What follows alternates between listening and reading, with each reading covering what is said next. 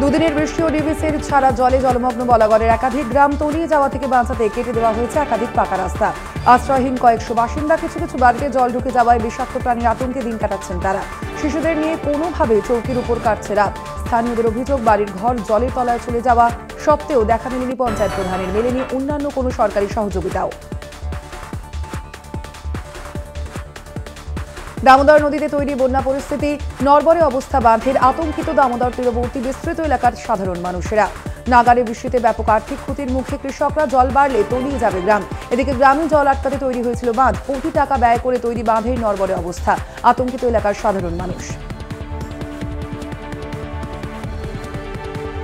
বিপদসীমার উপর দিয়ে বইছে শিলাবতী, জল ঢুকছে গ্রামে, প্লাবিত হওয়ার আশঙ্কা একাধিক গ্রামের। জলের তলায় বারুণীঘাট থেকে বৈকুণ্ঠপুর যাওয়ার প্রধানমন্ত্রী গ্রাম সড়ক যোজনার রাস্তা, বিচ্ছিন্ন যোগাযোগ ব্যবস্থা। এছাড়াও চন্দ্রকোনা শ্রীনগর রাজ্য সড়কের পলাশ চাবড়ি এলাকায় জলমগ্ন হয়েছে এবং আবহাওয়া পরিবর্তনের কোনো লক্ষণই নেই। দুর্যোগপূর্ণ আবহাওয়া কবে কাটে সেদিকে তাকিয়ে নদী তীরবর্তী এলাকার বাসিন্দারা, পরিস্থিতির উপর নজর রাখছে প্রশাসন। মাটির বাড়ি চাপা পড়ে মৃত্যু প্রৌঢ়ার, মৃতার নাম জ্যোৎস্না বাগদি, বাঁকুড়া ২ নম্বর ব্লকের হরিয়ালগাড়া গ্রামের ঘটনা এটি। টানা বৃষ্টির জেরে এই নিয়ে বাঁকুড়া জেলায় দেওয়াল ধসে মৃতের সংখ্যা বেড়ে দাঁড়ালো ২। জানা গিয়েছে, কাঁচা রান্নাঘরের পাশ দিয়ে যাওয়ার সময় আচমকাই রান্নাঘরের দেওয়াল ধসে পড়ে জ্যোৎস্না বাগদির উপরে এবং তারপরেই তার মৃত্যু হয়। স্থানীয়রাই তাকে উদ্ধার করে বাঁকুড়া সম্মিলনী মেডিকেল কলেজে নিয়ে গেলে চিকিৎসকরা তাকে মৃত বলে ঘোষণা করেন। বাগনান সোনাপট্টিতে একটি রূপোর গোডাউনে অগ্নিকাণ্ড, গোডাউনে থাকা ইনভার্টার থেকে ছড়িয়ে যায় আগুন। আগুন নেভাতে ঘটনাস্থলে পৌঁছিয়ে উলুবেড়িয়া দমকল কর্মীরা, তারাই নিয়ন্ত্রণে আনে আগুন। টানা ১ ঘন্টা চেষ্টা করার পর নিয়ন্ত্রণে আসে আগুন। ঘটনার জেরে কোনো হতাহতের খবর মেলেনি।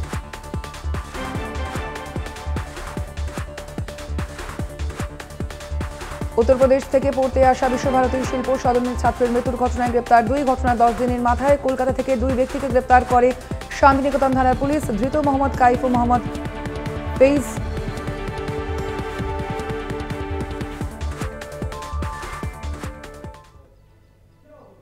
আজ বিকেল যে ৫টার বৈঠক, সেই ৫টার বৈঠকে যাবেন জুনিয়র চিকিৎসকরা, এমনটাই জানা যাচ্ছে। আপনাদের জানিয়ে রাখি, আজ যে মুখ্য সচিবের পক্ষ থেকে যে চিঠি পাঠানো হয়েছিল জুনিয়র চিকিৎসকদের, এতদিন ধরে যে জট কাটছিল না, আজ কিন্তু সেই বৈঠক যে আহ্বান করা হয়েছে মুখ্যমন্ত্রীর পক্ষ থেকে, সেই বৈঠকে যাবেন জুনিয়র চিকিৎসকরা, এমনটাই জানা যাচ্ছে। ৭ দিন ধরে চলছে স্বাস্থ্য ভবনের সামনে তাদের যে অবস্থান বিক্ষোভ, একাধিক যে দাবি, তাদের যে ৫ দফা দাবি রয়েছে, সেই দাবিও রয়েছে জুনিয়র চিকিৎসকদের। এবং ইতিমধ্যেই যেমনটা জানা যাচ্ছে যে সাংবাদিক বৈঠক করার পর কিন্তু তারা জানিয়ে দিয়েছেন যে আজকের এই বৈঠকে তারা থাকবেন এবং মুখ্যমন্ত্রীর সঙ্গে বৈঠক করা হবে। মুখ্যমন্ত্রীর যে বাড়ি, কালীঘাটের বাড়িতেই কিন্তু বৈঠক হবে জুনিয়র চিকিৎসকদের সঙ্গে এবং সেখানেই এই বৈঠকে আদৌ এই কতটা আলোচনা ফলপ্রসূ হয়, ৫ দফা তাদের যে দাবি, সেই দাবি কতটা পূরণ হয়, অবশ্যই সেদিকে আমাদের নজর থাকবে। আপনাদের জানিয়ে রাখি, কালীঘাটে আজ বৈঠকে যাবেন জুনিয়র চিকিৎসকরা।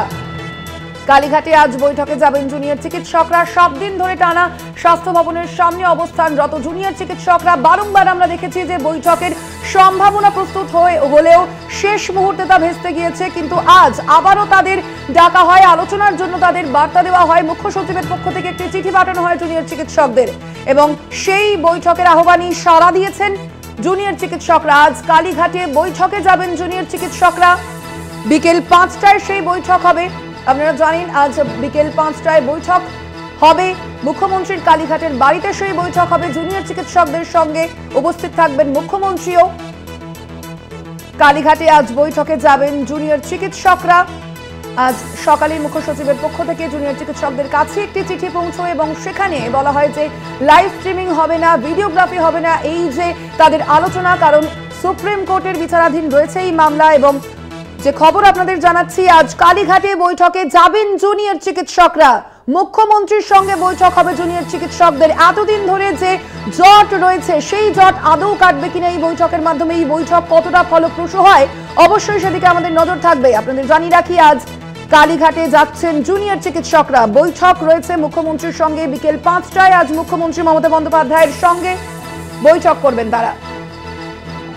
কথা বলবো, ফোন লাইনে রয়েছেন প্রতিনিধি শুভঙ্কর মণ্ডল। শুভঙ্কর, কি জানা যাচ্ছে আজ সাংবাদিক বৈঠকের পর জুনিয়র চিকিৎসকরা তারা কি জানালেন?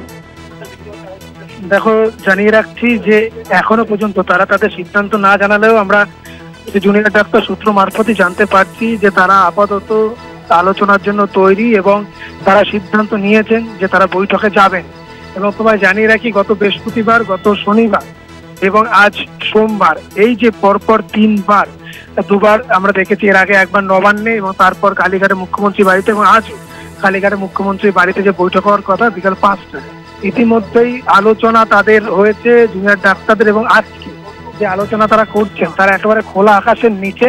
তার কারণ হচ্ছে, এর আগে তাদের ঘরের মধ্যে যে আলোচনা করেছিল সেখান থেকে অডিও লিক হয়েছিল বলে অভিযোগ উঠেছে, এবং সেই কারণে আজকে আমরা খোলা আকাশের নিচে জুনিয়র ডাক্তারদের দেখছি। নবদিগন্ত যে ওয়াটার ট্যাঙ্ক রয়েছে সেই ওয়াটার ট্যাঙ্কের ঠিক পাশে তারা খোলা আকাশের নিচে এই মুহূর্তে আলোচনা করছেন। এবং সেইখানে দাঁড়িয়ে তাদের আলোচনা থেকে একটা বিষয় স্পষ্ট হয়ে গিয়েছে। আমরা জানতে পেরেছি যে তারা বৈঠকে যেতে প্রস্তুত। ইতিমধ্যে গাড়িও চলে এসেছে, যে বাস, সেই বাস চলে এসেছে তাদের নিয়ে যাওয়ার জন্য। এবং আর কিছুক্ষণের মধ্যে তাদের সিদ্ধান্ত তারা একেবারে সরাসরি সাংবাদিক বৈঠকের মধ্যে দিয়ে তুলে ধরবেন যে তারা যাচ্ছেন। তবে একরকম ভাবে স্পষ্ট হয়ে গেল, কলকাতা টিভির মাধ্যমে আমরা জানাচ্ছি দর্শকদের যে তারা কিন্তু আলোচনার জন্য প্রস্তুত। এবং যেটা গতকালও তারা জানিয়েছিল, তারা রীতিমতো মানসিক এবং শারীরিকভাবে বিধ্বস্ত। তারা চাইছেন এই টানা আন্দোলনের ইতি পড়ুক এবং সেইখানে দাঁড়িয়ে স্বাভাবিকভাবে এর আগের যে আলোচনা সেটি ভেস্তে গেলেও বা নিষ্ফলা হলেও আজকের আলোচনা একেবারে ছাড়তে চায়নি জুনিয়র ডাক্তাররা। এবং সেই কারণে তারা শেষ মুহূর্তে যে জিবি বা জেনারেল বডি মিটিং সেটি তারা সেরে নিচ্ছেন।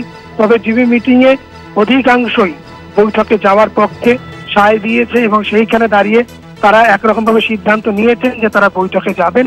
এবং এই মুহূর্তে তারা একেবারে জল ট্যাঙ্কের নিচে তারা আলোচনায় আর কিছুক্ষণ আলোচনা করে তারা সেখান থেকে বেরিয়ে এসে সাংবাদিক বৈঠক করবেন এবং তাদের অবস্থান স্পষ্ট করে দেবে।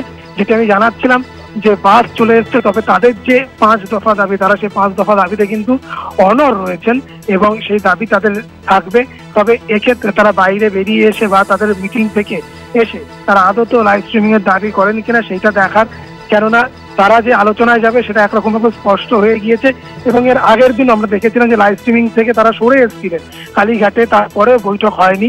এবং আজ কিন্তু তারা বৈঠক চাইছিলেন যেন তেন প্রকারেণ, এবং সেইখানে দাঁড়িয়ে স্বাভাবিকভাবে এই বৈঠক যে হবে একদিক থেকে কিন্তু স্পষ্ট হয়ে গিয়েছে। কেননা জুনিয়র ডাক্তাররা তারা তাদের পজিটিভ মাইন্ডসেট তারা ব্যক্ত করেছেন। আমরা জানতে পেরেছি বৈঠকে অধিকাংশ জুনিয়র ডাক্তার তারা কিন্তু যাওয়ার পক্ষে সায় দিয়েছেন, এবং এই মুহূর্তে তারা শেষ মুহূর্তের যে বৈঠক সেটি সেরে নিচ্ছেন। আর হয়তো কিছুক্ষণের অপেক্ষা, তারপর একেবারে সাংবাদিক বৈঠক করে তারা তাদের অবস্থান স্পষ্ট করে দেবে।